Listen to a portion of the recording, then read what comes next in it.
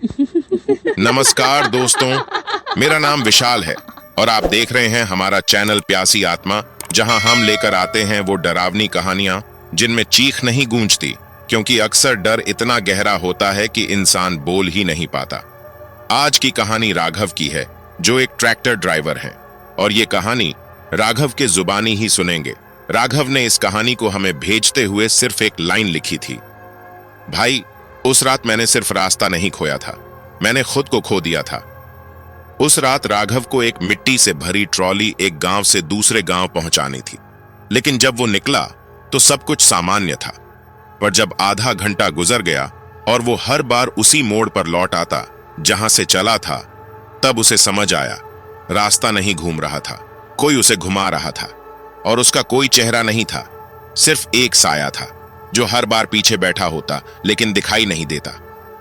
तो चलिए दोस्तों, अब सुनते हैं ट्रैक्टर ड्राइवर राघव की सबसे डरावनी, सबसे अकेली रात की कहानी। एक ऐसी आप बीती जहां ना रास्ता बचा था, ना उम्मीद, बस एक शैतान जो धीरे धीरे उसकी जान में घुलता जा रहा था। नमस्कार दोस्तों, मेरा नाम राघव है और ट्रैक्टर चलाते हुए मुझे 10 साल हो गए हैं। कई बार रास्ते में टायर फटा, कई बार जंगल में ट्रॉली पलटी, लेकिन जो डर मैंने उस एक रात देखा, वो न तो किसी हॉस्पिटल में निकल सकता है, न किसी मंदिर में मिट सकता है। गुरुवार की रात थी। मैंने जैसे ही ट्रैक्टर में ट्रॉली जोड़ी और गांव से मिट्टी लेकर पास के बस्ती के लिए निकला, रास्ता पूरी तरह खाली था। चारों ओर धूल, दूर दूर तक खेत और हवा में ठंडक घुल रही थी। ट्रैक्टर की लाइटें धीमी थीं, लेकिन रास्ता साफ था। मैं सीधे चला जा रहा था। अचानक एक छोटा मोड़ आया। मैंने ट्रैक्टर दाईं ओर घुमाया और कुछ ही मिनटों बाद वही पीपल का पेड़, वही टूटा हुआ बिजली का खंभा फिर से मेरी आंखों के सामने था। मैं चौंक गया। अभी तो यहीं से निकला था, मैंने सोचा। शायद मैं गलती से ट्रैक्टर को पीछे की ओर मोड़ लाया हूं। दोबारा सही दिशा में चला, लेकिन 15 मिनट बाद फिर वही मोड़, वही पेड़, वही टूटी हुई रोड। अब की बार मैं चुप नहीं रहा। ट्रैक्टर रोक दिया। ट्रैक्टर की इंजन की आवाज बंद हुई, लेकिन सामने खड़े उस पेड़ की पत्तियां हिलना बंद नहीं कर रही थीं, जैसे कोई उस पर बैठा हो और उसे धीरे धीरे झूला रहा हो। मैं नीचे उतरा, हाथ में पानी की बोतल ली, और जैसे ही मैंने बोतल का ढक्कन घुमाया, पीछे से किसी ने फुसफुसाया, रास्ता तू नहीं चुनेगा। मैं एकदम जड़ हो गया। पीछे मुड़ा, कोई नहीं था, लेकिन हवा की सनसनाहट तेज हो गई थी। अब मैंने रास्ते का पूरा ध्यान रखा, रोड के किनारे के पेड़ों को गिना, लेकिन जब तीसरी बार फिर वही मोड़ आया, तो इस बार पेड़ के नीचे कोई खड़ा था। उसने सर झुका रखा था और दोनों हाथ जमीन की तरफ लटके थे। चेहरा नहीं दिखा, लेकिन उसकी परछाई मेरे ट्रैक्टर की लाइट में बड़ी होती जा रही थी। और फिर उसने धीरे धीरे गर्दन घुमाकर मेरी तरफ देखा, लेकिन चेहरा अब भी अंधेरे में था। मैंने ट्रैक्टर और तेजी से भगा दिया, लेकिन जैसे जैसे मैंने एक्सीलेटर दबाया, मुझे ट्रॉली के पीछे किसी के दौड़कर चढ़ने की आवाज आई। मैं चिल्लाया, कौन है पीछे? कोई जवाब नहीं, लेकिन साइड मिरर में एक चीज दिखी। ट्रॉली के पीछे कीचड़ से भरा एक इंसानी पंजा लटक रहा था। मैंने ट्रैक्टर की लाइट तेज कर दी, एक्सीलेटर पूरी ताकत से दबाया, लेकिन मेरी नजर बार बार साइड मिरर में जा रही थी। ट्रॉली के कोने पर अब भी वो पंजा लटका था, कीचड़ से भरा, नाखून लंबे, और वो हिल भी रहा था जैसे किसी की सांस चल रही हो। दिल धड़क नहीं रहा था, वो कानों में गूंज रहा था। मैंने एक्सीलेटर छोड़ने की कोशिश ही नहीं की थी, लेकिन ट्रैक्टर जैसे अपने आप रुकने लगा। ब्रेक मैंने नहीं दबाया, लेकिन आवाज आई, रुक जा। मैं चौंक गया। मैंने चारों ओर देखा। अंधेरा घना था, हवा अब भी नहीं थी, लेकिन मेरी गर्दन पर किसी की सांस जरूर महसूस हो रही थी। जैसे ही ट्रैक्टर धीमा हुआ, सामने फिर वही पीपल का पेड़, और उस पेड़ के नीचे अब वो परछाई नहीं खड़ी थी। इस बार वो ट्रैक्टर की लाइट में धीरे धीरे आगे बढ़ रही थी। उसका चेहरा अब भी नहीं दिख रहा था, लेकिन उसके कदम जमीन पर पड़ते नहीं थे, बस सरकते थे। मेरी आंखें फटी की फटी रह गईं, और तभी झटके से ट्रैक्टर बंद हो गया। इंजन सन्नाटा ओढ़ चुका था और मैं अकेला खड़ा था उस सपाट अंधेरे के बीच। ट्रॉली के पीछे से आवाज आई, अब कहां जाएगा राघव? मैंने तुरंत सीट के नीचे से राड निकाली और झट से ट्रॉली की ओर पलटा, लेकिन वहां कुछ नहीं था। सिर्फ कीचड़ में 2 ताजा पड़े हुए पैर के निशान थे। निशान ट्रॉली से बाहर नहीं, ट्रैक्टर की केबिन की तरफ जा रहे थे। मैंने राड कसकर पकड़ी और जैसे ही केबिन की तरफ पलटा, वहां मेरी सीट पर कोई बैठा था। उसका सिर नीचे झुका था और पीठ मेरी तरफ। मैंने कांपती आवाज में कहा, तू कौन है? वो उठा नहीं, बस गर्दन पीछे घुमाकर मेरी ओर देखने लगा। लेकिन उसकी गर्दन पूरी 180 डिग्री घुमी हुई थी और आंखें अंदर धंसी हुई, काली। और वो मुस्कुराया और बोला, अब तू भी यहीं रहेगा। ये कहते हुए उसकी गर्दन और ज्यादा मुड़ गई, इतनी कि वो बिल्कुल टेढ़ी हड्डी के जैसे कांपती हुई पूरी उल्टी हो गई। मैं पत्थर बन गया था। हाथ में पकड़ी राड फिसलकर नीचे गिर गई थी और मेरी टांगें जैसे किसी ने पकड़ ली हों। फिर से वही हवा, लेकिन भारी और सर्द। ट्रैक्टर की खिड़की खुली थी, लेकिन हवा अंदर नहीं जा रही थी। वो बाहर ही ठहर गई थी, जैसे किसी ने रोक रखी हो। उस आदमी की आंखें अंदर धंसी हुई थीं, लेकिन मैं साफ देख सकता था कि वो मुझे घूर नहीं रहा था, वो मुझे भीतर से देख रहा था। अचानक ट्रैक्टर अपने आप स्टार्ट हो गया। मैंने हाथ बढ़ाकर इंजन बंद करना चाहा, लेकिन कोई फायदा नहीं हुआ। वो सीट पर बैठा हुआ साया कुछ नहीं कर रहा था। फिर भी ट्रैक्टर धीरे धीरे खुद चलने लगा। एक्सीलेटर अपने आप दब रहा था, गियर अपने आप बदल रहे थे और मुझे एक ही आवाज सुनाई दे रही थी, रास्ता कहीं नहीं जाता राघव, तू ही लौट आता है। मुझे अचानक किसी ने ट्रैक्टर में पटक दिया और मैं फिर से उसी जगह पहुंचा। वहीं टूटा खंभा, वहीं पेड़, लेकिन अब कुछ बदला था।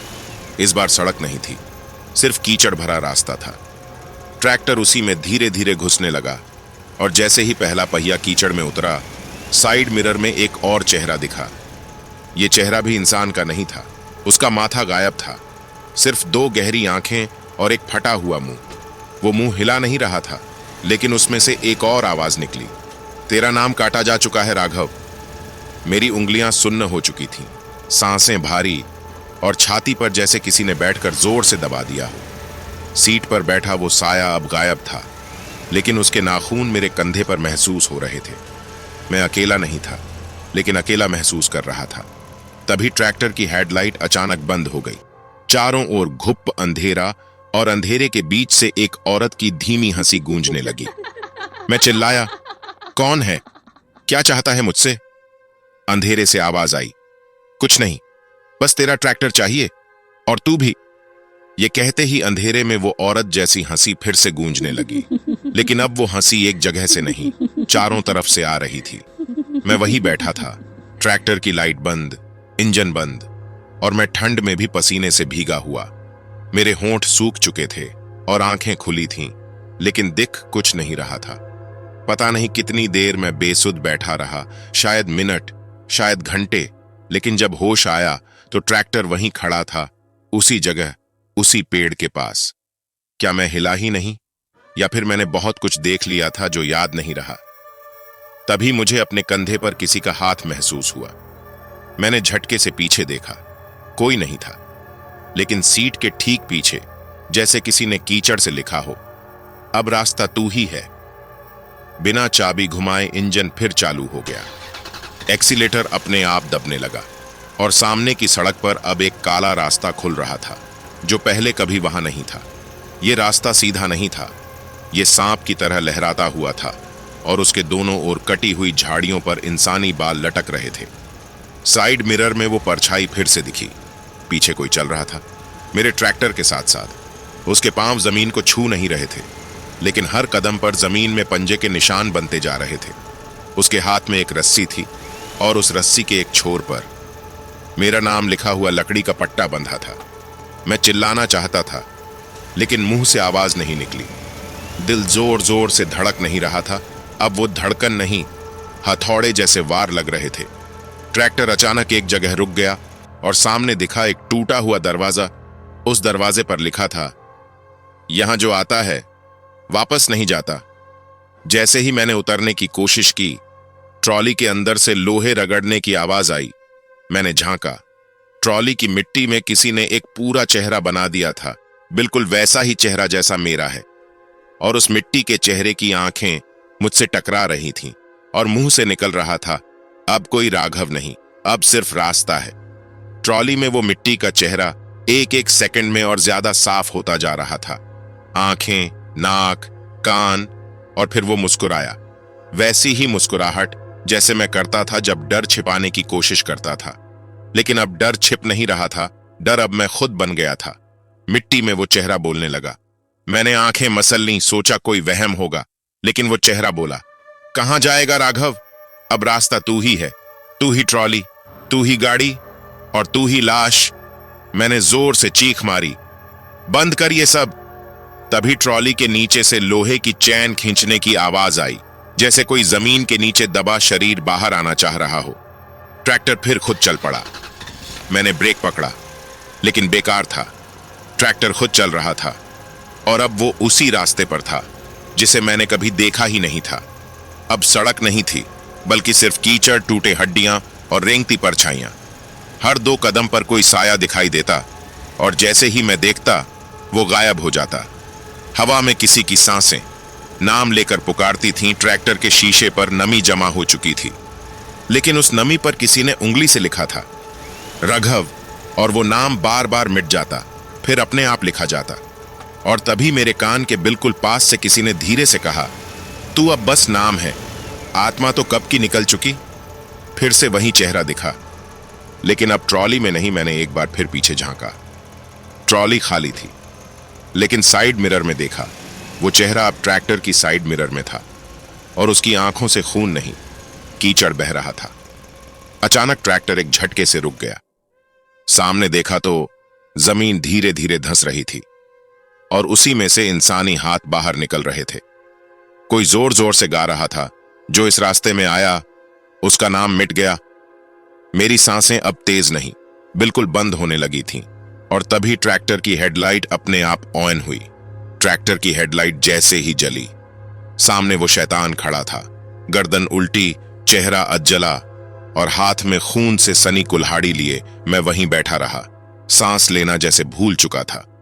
वो धीरे धीरे ट्रैक्टर की ओर बढ़ा, लेकिन उसके कदमों की आवाज नहीं आ रही थी, सिर्फ एक अजीब सी गूंज, जैसे जमीन भी डर से कांप रही हो। उसके करीब आते ही ट्रैक्टर में बदबू फैलने लगी, एक तेज सड़ी हुई लाश की बदबू जो ट्रैक्टर के हर कोने में भर गई। मैंने जैसे ही अपनी सीट से उठने की कोशिश की, मेरे पैर कुछ पकड़ चुके थे। नीचे झांका, ट्रैक्टर की फर्श से सैकड़ों कीचड़ सने उंगलियां बाहर निकल रही थीं, जो मेरे पांव लपेटने लगी। और तब वो साया एकदम ट्रैक्टर के सामने आकर रुक गया। ट्रैक्टर की हेडलाइट में उसका चेहरा पूरी तरह दिखा, एक आंख पूरी तरह फूटी हुई, दूसरी में सिर्फ अंधेरा, जैसे गड्ढा जिसमें जान खिंच जाए। उसके गाल फटे हुए थे और जब उसने मुंह खोला तो चीख नहीं निकली, एक बच्ची की हंसी गूंजने लगी। वो अब ट्रैक्टर के बोनट पर चढ़ा और सामने शीशे से मेरी आंखों में झांकने लगा।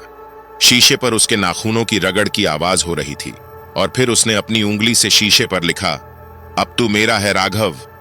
मेरा नाम उसने लिखा, लेकिन उसकी उंगली से खून नहीं, कोलतार जैसा काला तरल बह रहा था।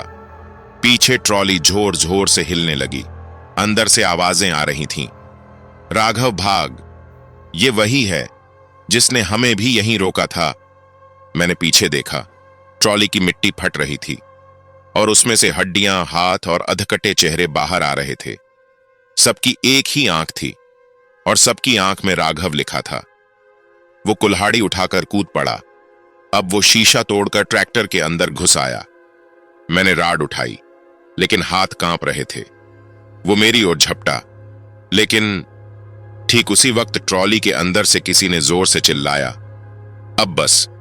और एक जलती हुई परछाई ट्रॉली से उठी, जिसकी आंखों में आग थी और हाथ में वो लोहे की चैन जो जमीन से खींची थी।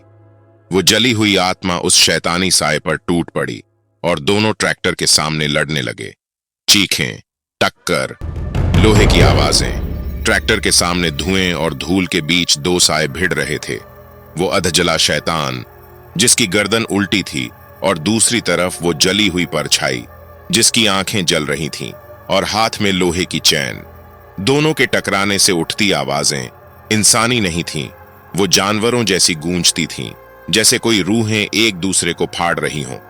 मेरी उंगलियां जम चुकी थीं, मुंह से आवाज नहीं निकल रही थी, सिर्फ मेरी आंखें कांप रही थीं, क्योंकि जो हो रहा था वो मैं सोच भी नहीं सकता था।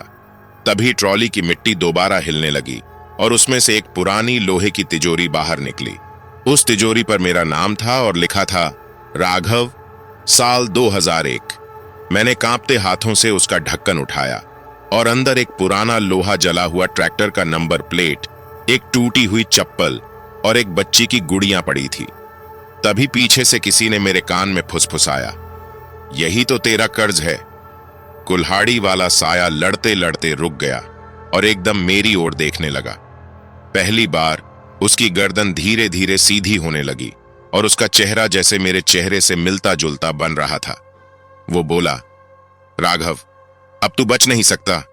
तू ही तो था उस रात, तूने ही रास्ता मोड़ दिया था। मैं चीख पड़ा, क्या कह रहा है तू? कौन है तू? वो बोला, 24 साल पहले तूने ट्रैक्टर से एक बाप बेटी को कुचल दिया था इस रास्ते पर और फिर भाग गया, बिना रुके, बिना मुड़े। मैं वही बाप हूं और मेरी बेटी उस ट्रॉली में आज भी दबी हुई है। अब तेरा ट्रैक्टर वापस आया है और साथ में तू भी। अब कर्ज चुका या रूह दे। दूसरी परछाई जो उससे लड़ रही थी अब पीछे हटी और उसकी जली हुई आंखें अब भी जल रही थीं। वो फुसफुसाई, मैं वही बच्ची हूं, पापा को रोक रही थी, लेकिन उन्हें सिर्फ बदला चाहिए। मैं नहीं चाहती तू मरे, मैं चाहती हूं तू माफी मांगे। उस जगह पर जा जहां तूने हमें छोड़ा था। तभी जोर से बिजली चमकी, आसमान फट पड़ा और ट्रैक्टर जोर जोर से हिलने लगा, जैसे जमीन के नीचे से कोई रूह उसे नीचे खींच रही हो। सामने वो दोनों खौफनाक परछाइयां, जलती हुई बच्ची और सड़ा हुआ अधमरा बाप, दोनों मेरी आंखों में झांक कर बोले, अब उस मोड़ पर चल जहां तूने हमें छोड़ा था, वहीं से फैसला होगा। ट्रैक्टर खुद उस रास्ते की ओर मुड़ गया। मैंने स्टीयरिंग पकड़ने की कोशिश की, लेकिन ट्रैक्टर खुद ब खुद चलने लगा। रास्ता अब कोई आम पगडंडी नहीं था, अब वो रास्ता सांप की तरह फुफकारता लग रहा था। दाएं बाएं पेड़ नहीं, बांस जैसी पतली पतली लाशें लटक रही थीं। हर पेड़ से एक फुसफुसाहट आ रही थी। गाड़ी रोकी होती तो आज 2 जानें बचती। कुछ दूर जाकर ट्रैक्टर रुक गया। सामने वही पुरानी पुलिया थी जहां 24 साल पहले बारिश में मैंने एक ट्रक को ओवरटेक किया था और एक आदमी और उसकी बेटी मेरी ट्रॉली के नीचे आ गए थे। मैं रुका नहीं था, मैंने पलटकर भी नहीं देखा था। आज वही जगह सामने थी और अब जमीन कांप रही थी। जमीन फटी और वहां से निकली एक अधजली साइकिल जो तब उनके पास थी। फिर उसी मिट्टी से निकली वही लड़की की गुड़िया जिसकी आंखें अब खून से भरी थीं। और फिर 2 इंसानी हाथ बाहर निकले और उन्होंने जोर से ट्रॉली पकड़ ली। फिर वो साया खड़ा हुआ और बोला, तू रुका नहीं था राघव, तूने हमें कुचलकर आगे बढ़ना जरूरी समझा, अब रुकना पड़ेगा। गुड़िया को जैसे जान आ गई थी, उसने मेरी ओर देखा और कहा, मैं खेल रही थी पापा के साथ, तूने सब छीन लिया, अब तेरा खेल खत्म। हवा भारी हो गई थी और मेरी सांसें जवाब देने लगी थीं। तभी मैंने देखा, ट्रैक्टर की ड्राइवर सीट पर अब मैं नहीं था, कोई और बैठा था और वो हूबहू मेरी तरह दिखता था। उसने मेरी ओर देखा और मुस्कुराया, अब तू पीछे बैठ, ट्रैक्टर अब मेरा है और रास्ता भी। फिर वो ट्रैक्टर चलाने लगा और मैं पीछे ट्रॉली में गिर पड़ा। पीछे की मिट्टी गर्म होने लगी और वहां लिखा उभरने लगा, राघव, साल 2001, अब तेरा अंत शुरू हुआ। ट्रॉली की मिट्टी जलने लगी थी। मेरे नाम राघव 2001 को आग की लकीरों से मिटाया जा रहा था और सामने ट्रैक्टर की ड्राइविंग सीट पर बैठा वो हूबहू मेरा हमशक्ल अब मुझे देखकर ठंडी मुस्कान हंस रहा था। वो बोला, अब तू नहीं बचेगा, अब तू वही बनेगा जो तूने मार डाला था, एक भटकती आत्मा। ट्रैक्टर आगे बढ़ा, लेकिन अब रास्ता नीचे नहीं था। पहियों ने घिसी हुई आत्माओं की चीखें कुचलनी शुरू की। सड़क अब सड़क नहीं रही, अब हर इंच जमीन किसी की छाती लगती थी। और सामने दिखाई दिया एक टूटा हुआ बोर्ड जिस पर लिखा था, आखिरी मोड़, मौत के बाद पछतावा। ट्रॉली के अंदर की मिट्टी से अब धीरे धीरे सैकड़ों हाथ बाहर आने लगे। हर हाथ मेरा शरीर पकड़ने लगे, जैसे मुझे जमीन में घसीटना चाहते हों। मेरी कमर तक मिट्टी में दब चुकी थी और हर मिट्टी का टुकड़ा किसी आत्मा की टूटी चीख जैसा लग रहा था। अचानक ट्रैक्टर की बगल में कोई दौड़ता दिखा। मैंने देखा वो मेरी बीवी की शक्ल वाली कोई औरत थी, लेकिन उसकी आंखें नहीं थीं। वो चीख रही थी, राघव, तूने सिर्फ उन्हें नहीं मारा था, मुझे भी अकेला छोड़ा था, अब तू भी अकेला मर। मैं चिल्लाया, मैं माफी चाहता हूं। तभी ट्रॉली की मिट्टी में एक दरार आई और वहां से वो बच्ची की आत्मा निकली। अब वो बच्ची मेरे सामने आकर रुकी, लेकिन उसने कुछ नहीं कहा। वो बस मेरी आंखों में देखती रही और मेरे अंदर उतर गई। और तब अचानक हर आवाज बंद हो गई। ट्रैक्टर रुक गया, मिट्टी शांत हो गई और सिर्फ एक आवाज गूंजी, अब फैसला होगा, तेरी आत्मा बचेगी या अब तू हमारा हिस्सा बनेगा। मैं अब ट्रॉली में नहीं था, मैं ट्रैक्टर के बोनट पर बैठा, अपना ही शरीर ट्रॉली में धीरे धीरे मिट्टी में समाता देख रहा था। सामने खड़ी थीं वो सारी आत्माएं, जलती हुई, सड़ती हुई, और हर एक की आंखें कह रही थीं, अब हमारी तरह तू भी बन। और सबसे आगे वो बाप जिसकी बेटी मेरे ट्रैक्टर के नीचे कुचली गई थी, अब मुझे देखकर बस एक बात दोहरा रहा था, अब रूह दे। तभी उस बच्ची की आत्मा दोबारा मेरे सामने आई, लेकिन इस बार उसका चेहरा शांत था। उसने वो गुड़ियां उठाई जो ट्रॉली की मिट्टी से निकली थी और मेरे हाथ में रख दी। फिर फुसफुसाकर बोली, अगर तूने वाकई पछतावा किया है तो ये गुड़िया अब जलेगी नहीं, फूल बन जाएगी। मेरी आंखों से आंसू बह निकले। मैंने मिट्टी में सिर टिका दिया और कहा, मैंने गुनाह किया था, जानबूझकर नहीं, लेकिन छिपाया जरूर। अब मैं माफी चाहता हूं, नहीं तो ये जान, ये रूह ले लो। वो गुड़िया मेरे हाथ में कांप रही थी, फिर धीरे धीरे हल्की होने लगी और फिर गुड़िया के अंदर से एक सफेद कमल निकल आया। पूरे जंगल में एक तेज हवा चली, लेकिन वो डरावनी नहीं थी, वो शांत, ठंडी और दयालु थी। सारी आत्माएं पीछे हटने लगीं। उनकी आंखों से अब धुआं नहीं, चमकदार बूंदें निकल रही थीं। और उस बाप ने पहली बार सिर झुकाकर कहा, अब तुझे रूह नहीं देनी, तूने पछताया, तूने अपने डर से लड़ना सीखा। ट्रॉली की मिट्टी सूख चुकी थी, मेरा शरीर धीरे धीरे उठने लगा और ट्रैक्टर की ड्राइविंग सीट अब खाली थी। मैंने कमल को वहीं ट्रॉली में रखा और पहली बार उस रास्ते से वापस मुड़ गया जहां मैंने कभी रुकना जरूरी नहीं समझा था। पीछे से कोई नहीं बोला, सिर्फ पत्तों की सरसराहट में एक आवाज आई, अब ये रास्ता किसी और की परीक्षा लेगा। जब मैं गांव लौटा, मेरे कपड़े मिट्टी और राख से भरे थे, लेकिन दिल से एक सन्नाटा उतर चुका था।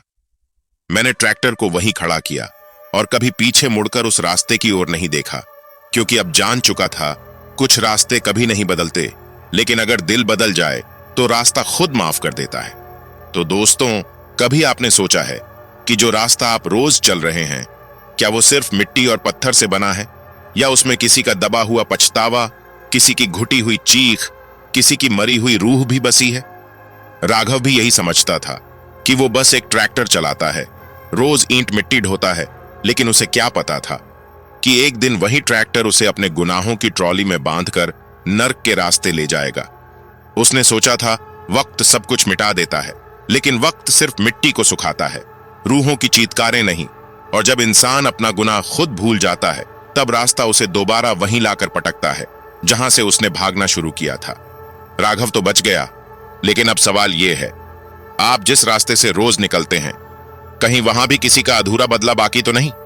अगली बार ट्रैक्टर, ट्रक या बाइक लेकर किसी सुनसान मोड़ से गुजरें, तो एक बार शीशे में पीछे जरूर देख लेना, क्योंकि क्या पता कोई साया तुम्हारे ही नाम की ट्रॉली जोड़ चुका हो। अगर ये कहानी आपके दिल, दिमाग और रूह को झकझोर गई हो, तो अपने चैनल प्यासी आत्मा को अभी सब्सक्राइब कर लीजिए, क्योंकि अगली बार डर फिर लौटेगा, किसी और की सच्ची कहानी बनकर।